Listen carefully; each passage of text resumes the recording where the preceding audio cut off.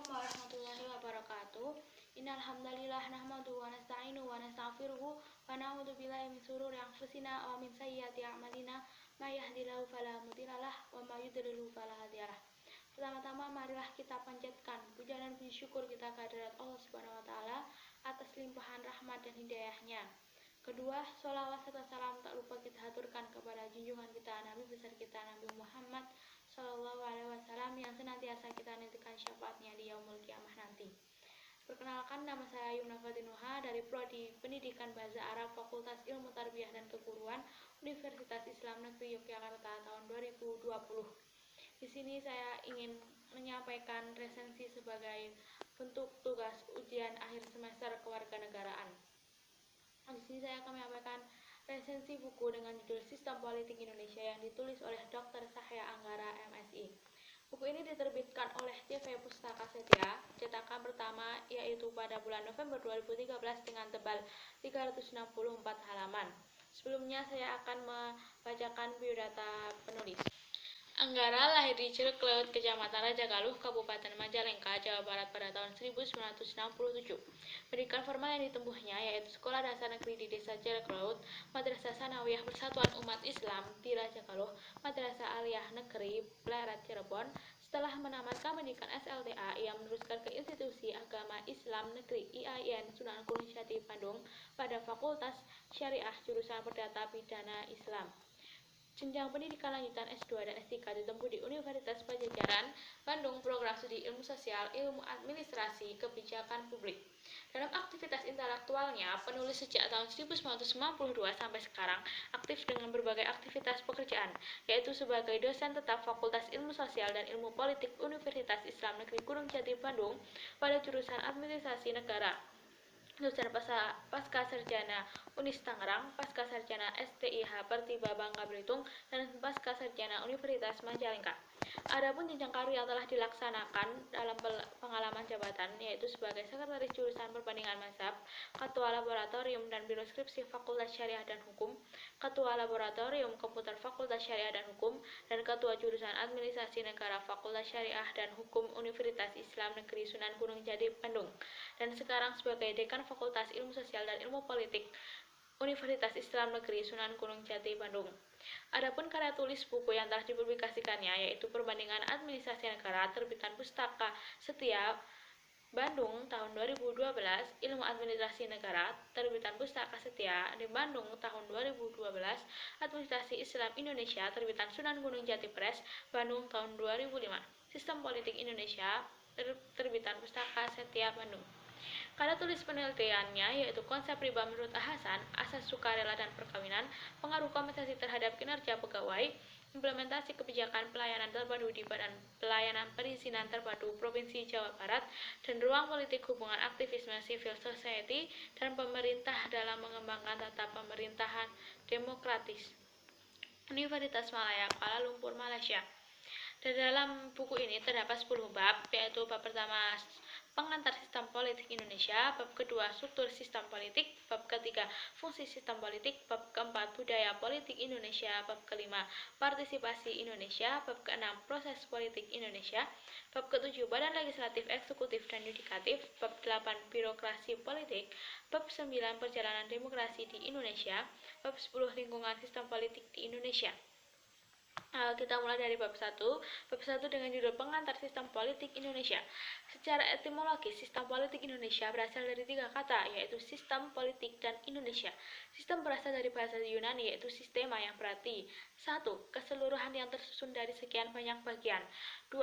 Hubungan yang berlangsung di antara satuan-satuan atau komponen secara teratur. Dengan demikian, kata sistema berarti sehimpunan bagian atau komponen yang saling berhubungan secara teratur, integral, dan merupakan satu keseluruhan. Dalam perkembangannya, istilah itu mengalami pembiasan sehingga memiliki banyak arti, bergantung pada objek dan cakupan pembicaraannya. Akan tetapi, setiap definisi mewujudkan gagasan dari sekelompok objek atau unsur yang berada dalam hubungan struktural dan karakteristiknya masing-masing yang satu dan lainnya berinteraksi pada dasar karakteristik tersebut. Selanjutnya, bab 2 itu menjelaskan tentang struktur sistem politik. Pengertian struktur sistem politik. Struktur politik berasal dari dua kata, yaitu struktur dan politik. Struktur berarti badan atau organisasi, sedangkan politik berarti urusan negara. Jadi secara etimologis, struktur politik berarti badan atau organisasi yang berkenaan dengan urusan negara. Struktur politik adalah alokasi nilai-nilai yang bersifat otoritatif yang dipengaruhi oleh distribusi serta penggunaan kekuasaan. Kekuasaan berarti kapasitas dalam menggunakan wewenang, hak, dan kekuatan fisik. Struktur politik meliputi struktur hubungan antar manusia dan struktur hubungan antara manusia dan pemerintah. Selain itu, struktur politik dapat merupakan hubungan yang konkret dan yang abstrak. Selanjutnya pada di dalam bab 2 ini memiliki beberapa subbab. Yang pertama yaitu pengertian struktur politik, kedua struktur politik formal, ketiga struktur politik informal, keempat undang-undang partai politik, kelima pendekatan sistem politik, keenam kapabilitas sistem politik, ketujuh keterkaitan kepentingan antar sistem. Selanjutnya pada bab 3 yang berjudul fungsi sistem politik. Dalam sistem politik terdapat beberapa fungsi, di antaranya fungsi yang paling dominan adalah fungsi sosiologi politik. Sosialisasi politik merupakan cara untuk memperkenalkan nilai-nilai politik, sikap dan etika politik yang berlaku atau yang dianut oleh negara. Pembentukan sistem politik atau membentuk sikap dan keyakinan politik membutuhkan waktu yang panjang dan proses yang terus-menerus. Sosialisasi politik dapat diartikan sebagai proses yang dilalui seseorang dalam menentukan sikap dan orientasi terhadap fenomena-fenomena politik yang berlaku pada masyarakat tempat ia berada saat ini.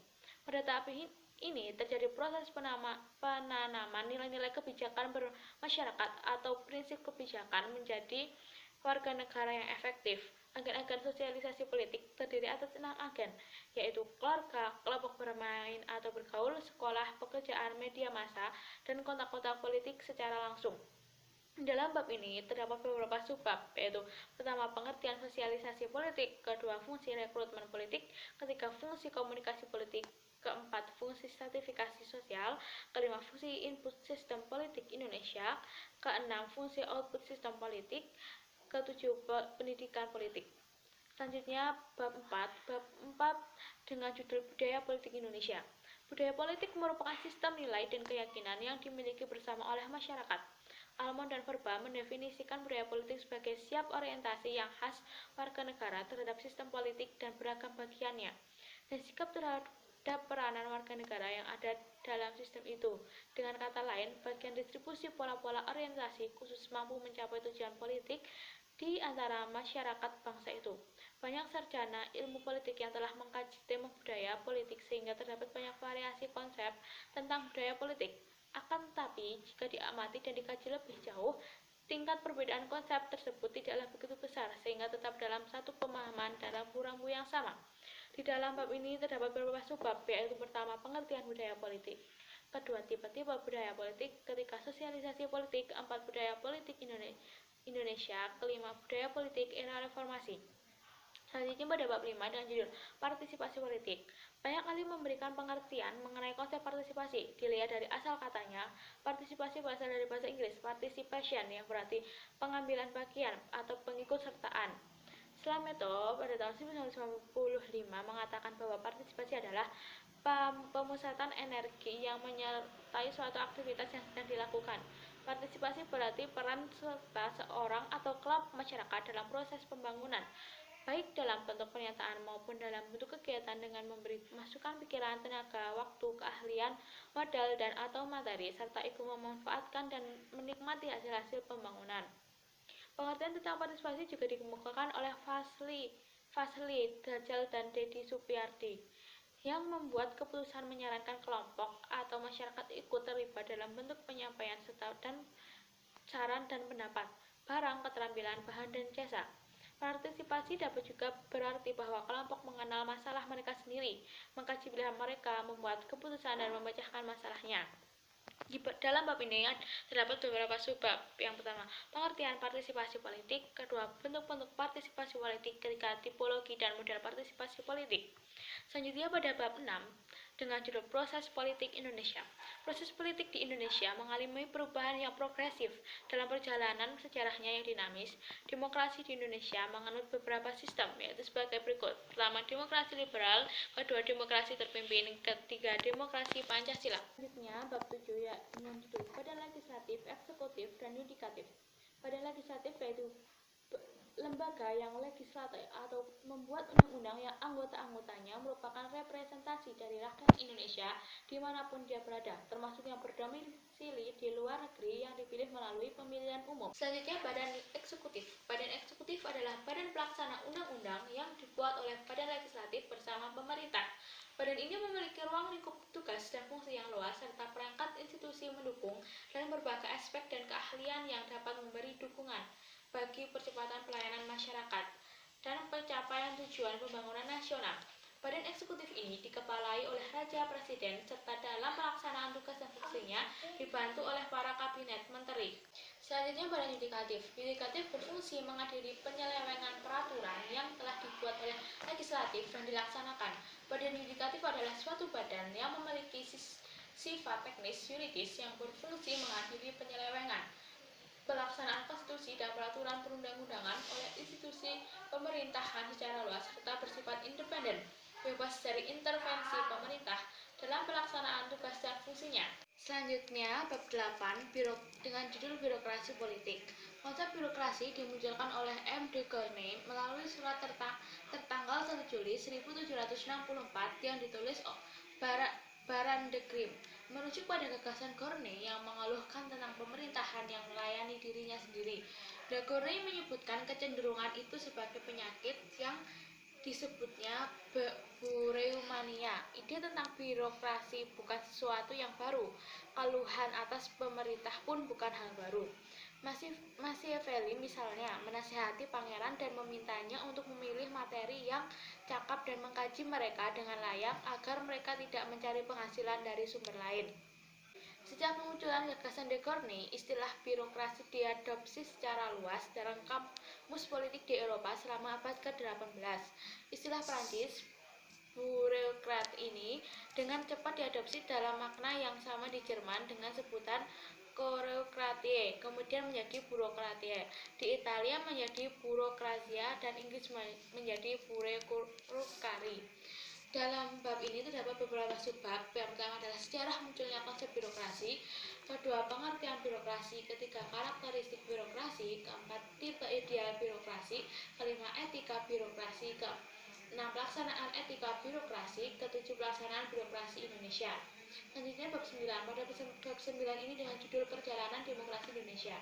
Istilah demokrasi berasal dari bahasa Yunani kuno yang diutarakan di Athena kuno pada abad ke-5 sebelum Masehi, yaitu demos yang berarti rakyat dan kratein yang berarti pemerintahan yang secara literal bermakna pemerintahan rakyat. Adapun secara harfiah, makna demokrasi adalah pemerintahan negara oleh rakyat atau pemerintahan oleh rakyat untuk rakyat. Artinya bahwa rakyat memerintah dengan perantara wakil-wakilnya dan kemauan rakyat yang harus ditaati. Pemerintahan demokrasi adalah pemerintahan negara yang dilakukan oleh rakyat dan untuk rakyat. Demokrasi bertujuan untuk mewujudkan kedaulatan rakyat, kekuasaan warga negara atas negara untuk dijalankan oleh pemerintah negara tersebut. Dalam bab ini terdapat beberapa subbab. Yang pertama adalah pengertian demokrasi, kedua prinsip demokrasi Indonesia, ketiga pelaksanaan demokrasi di Indonesia, keempat transisi menuju demokrasi, kelima berbagai kendala proses transisi demokrasi, keenam proses partisipasi demokrasi, ketujuh kehidupan bernegara yang demokratis, kedelapan manfaat demokrasi. Selanjutnya pada bab 10 dengan judul lingkungan sistem politik Indonesia. Dalam lingkungan sistem politik Indonesia itu terdapat dua macam, yaitu lingkungan internal dan lingkungan eksternal. Kekurangan dari buku ini adalah judul pada subbab itu tidak perlu dicetak miring, karena cetak miring itu hanya untuk tulisan bahasa asing atau bahasa yang tidak bisa diartikan. Kelebihannya, buku ini sangat rinci dan bab-bab itu disusun dengan sangat rapi.